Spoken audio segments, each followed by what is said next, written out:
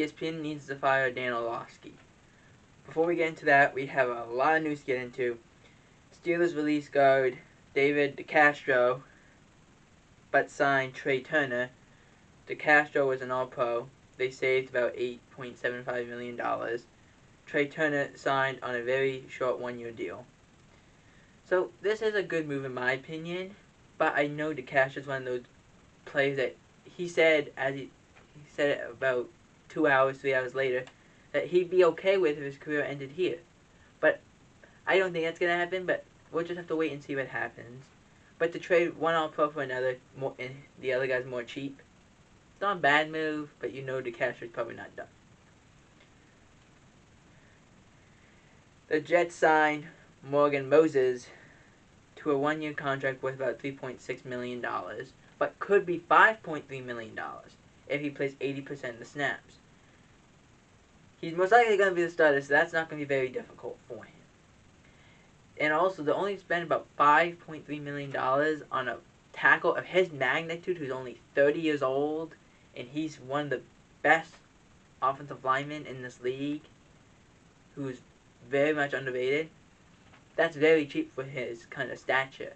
And to have a first-year head coach in Robert Saleh, he'll be in a good position for next year if he decides to return to New York or go somewhere else. Demaryius Thomas announced his retirement with the Denver Broncos, and Tim Tebow and Peyton Manning congratulated him on his retirement. And I don't think people fully understand what a retirement, how much that affects you as a person and as a player. When you retire like that, you're giving something you've enjoyed doing since you were 8 years old. And to do that, and he's only 33, to do that until age 33, to almost do that 20, 30 years of your life, and now we're leaving, there's a shock point, and like obviously he's been thinking about this for a long time, and I wouldn't be surprised if he called his former teammate Peyton Manning about it, because Peyton's been there, where it's just, is it time? How do you know when it's time? And Peyton was like, probably when Peyton did it, he knew, okay, I won a Super Bowl, I was able to go out on my high horse. He didn't win a Super Bowl this last year, but he's won a Super Bowl and he's been to another. He knows what this is like. And I feel like if you're Demaryius Thomas, whatever he intends to do the rest of his life will be exciting. And we obviously, congratulations on a great career for Demaryius Thomas, and we'll be excited to see what happens next in his life, whether that will be a sports announcer or even just working in a sub shop in his hometown. We'll just have to wait and see. Mike Ditka, who we talked quite a bit about in this episode, said if the Chicago Bears leave Chicago, it would be a mistake. Basically, his quote was, quote, "The Bears are an institute of Chicago." And that should be the end of it. I kind of said the same things for the last few weeks. Not in those kinds of words, but I do agree. If the Bears leave Chicago and go to Arlington, which is about half an hour to an hour away from Chicago, it doesn't help them. It completely robs you of your identity. You know the saying of how we talked about last week that George Halas would be rolling over in his grave if this decision was made when he was alive? This is pretty much the same thing. It doesn't make any sense. That all your fans are in Chicago. You've been in Chicago since your inception. You've won championships there. You've won a Super Bowl when you were in Chicago. Now you're going to get rid of all that? The one thing about players are saying when they go to Chicago is that they say it's cold. It's like Lambeau Field, but not as cold. It's called the Windy City for a reason. It's windy there. You're right on the ocean. It's a great place to play. People love playing there. To go and say, oh, we're going to go half an hour to an hour away to Arlington, It's not the same. It's just not the same, and I hope they don't leave. Because there's so much history in Chicago, and they should stay in Chicago. And that's just my opinion, but I dare say there are other people that say, yeah, they should stay in Chicago. Let them stay in Chicago.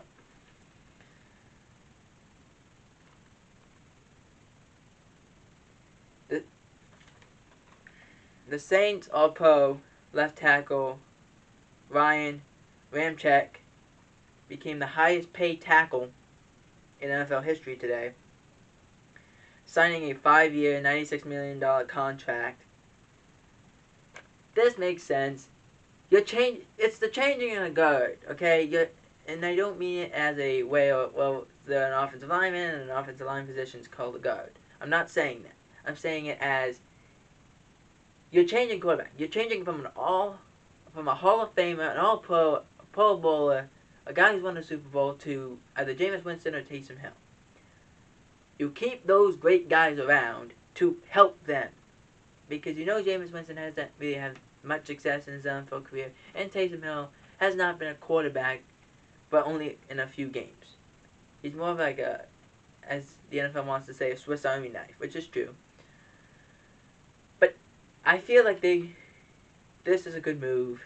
He deserves it. He's one of the better guys in this league. Again, another guy who is underrated. And so this makes sense to sign him and keep those great guys around.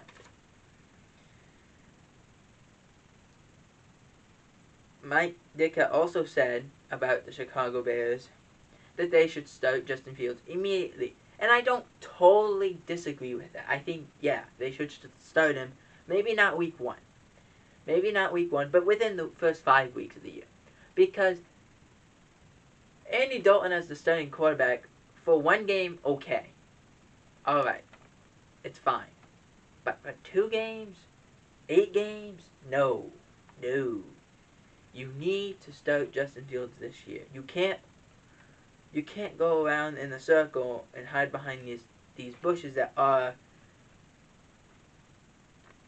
this organization. You can't do it. The only way Matt Nagy saves his job is if he makes that decision. And when does he make it? Is it early in the year? Is it midway through the year? Is it near the end of the year? What's going to happen? Because if it's near the end of the year, your job's not being saved. If it's in the middle of the year, you got to turn around, potentially. But if it's in the beginning of the year and it works, you get a new contract, a new job, you get everything. But if it doesn't work, you're gone anyway.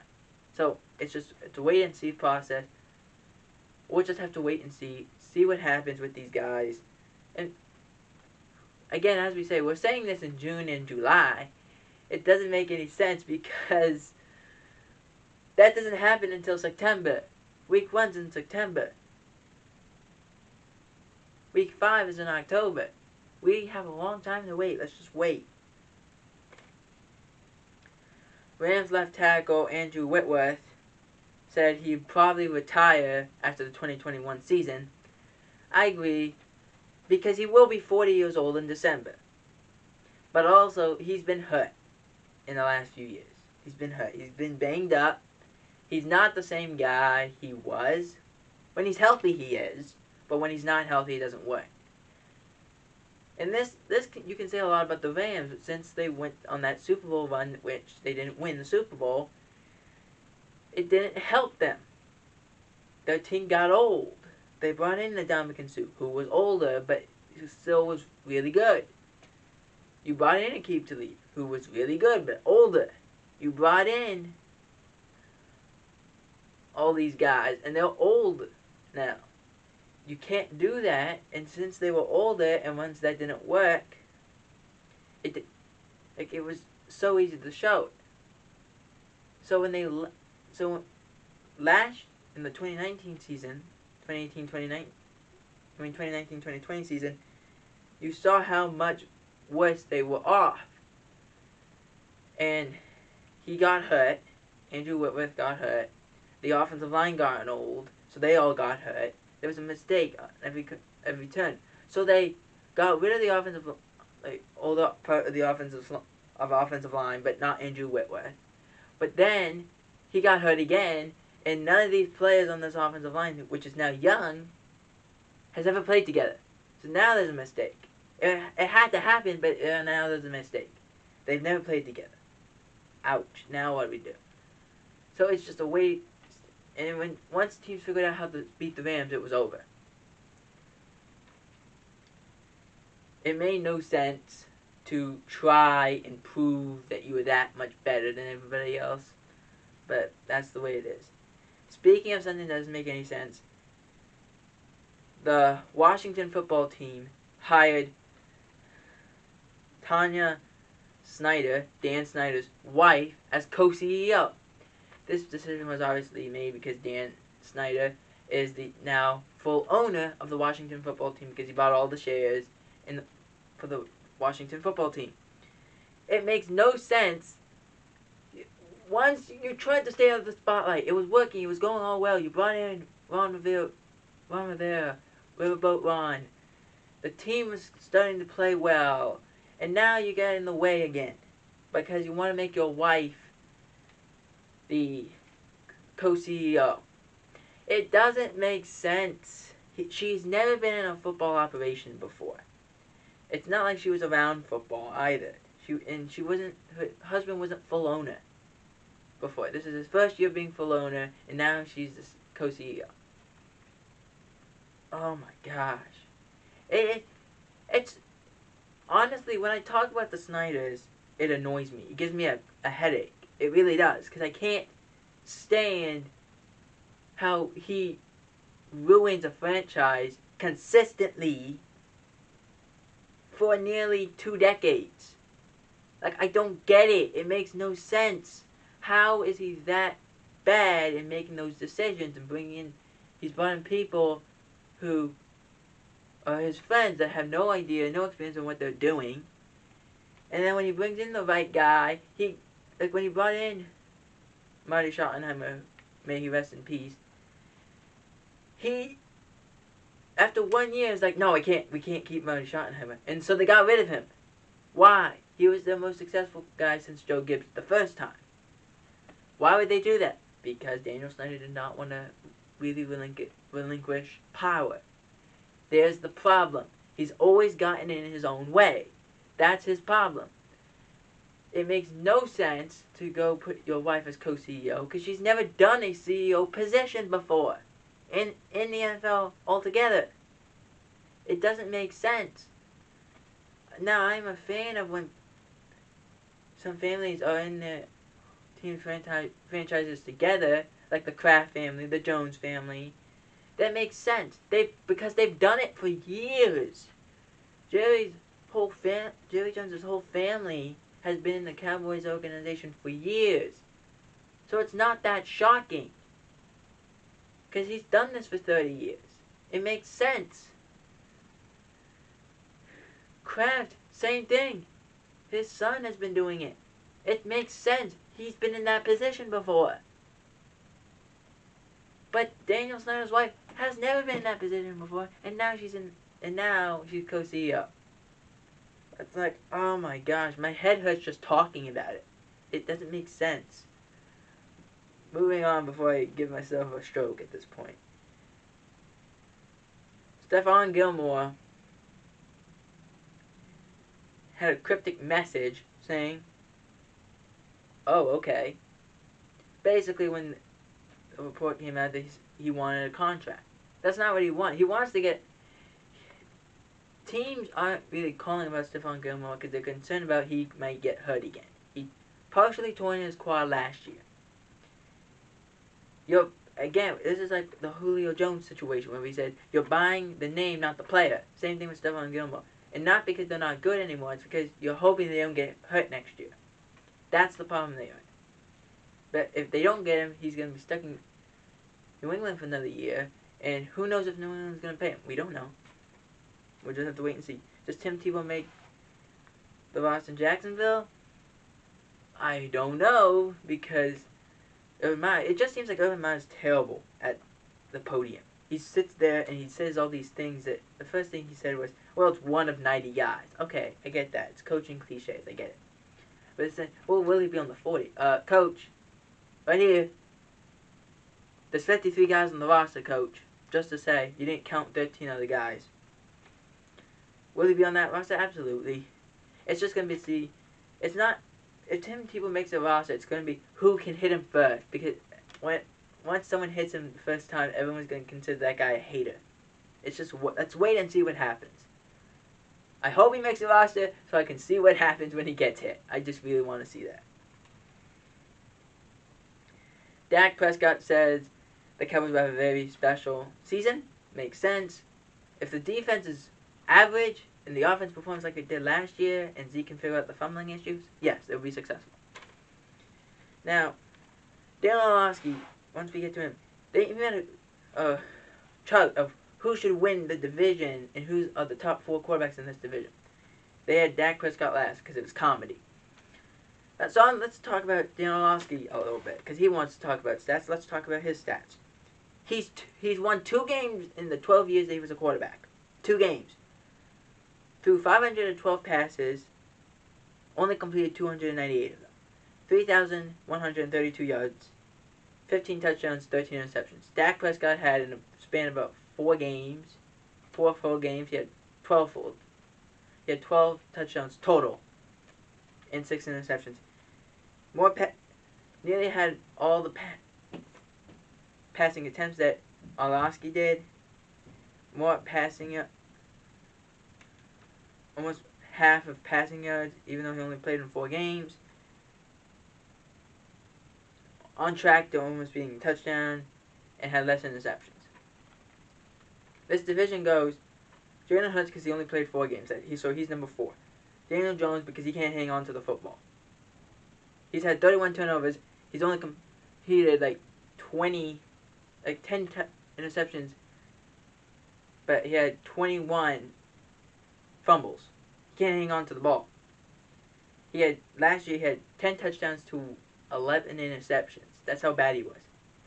He was in that vicinity all the time. And the second quarterback on this list, it's Ryan Fitzpatrick because he's never played in the playoff game. He's never been great for a full season. He'll get you once or twice a season, but he's never been great in a full season. But then Dak Prescott's first because Dak has been to the playoffs, but they always say the same thing. Well, the Cowboys haven't won against playoff contenders. I'm sorry, they don't choose who they're going against. They don't choose. They just show up and play. I'm sorry they can't go and be like, hey, we want to face Kansas City every year. That doesn't happen that way. They just play the people who are on the schedule. So why that's a beating to them, I don't get it. I don't understand. It makes no sense to me. And the people like Orlovsky who are talking about these things have no idea what the hell they're talking about. They don't know. Like, what's going on? And then you look at ESPN as a whole, and you're like, well, there's no reason that they could beat CBS, Fox, or NBC. Because they can't beat them. They're not as good as them. So ESPN decides, well, we can't do that. So let's clickbait. So we'll say, Rex Ryan says, Tom Brady's great, or Dak Prescott's okay, or something. And then you click on the video, and he says, and he's not, first off, he's not saying that at all. He didn't say that. And second off, he's not even there. So you have all these people who are not talking about it, or who are college football guys talking about the pros, or guys who have no idea what they're talking about, or trying to understand what they're talking about. It makes no sense. It's just so they can be like, well, we can be the thorn in everyone's side. It annoys players, football fans, myself, because it makes no sense. To me, ESPN should just be gone. But what do you guys think? Should ESPN fire Dan Orlovsky? And what would the Cowboys' record be at the end of the season? You decide.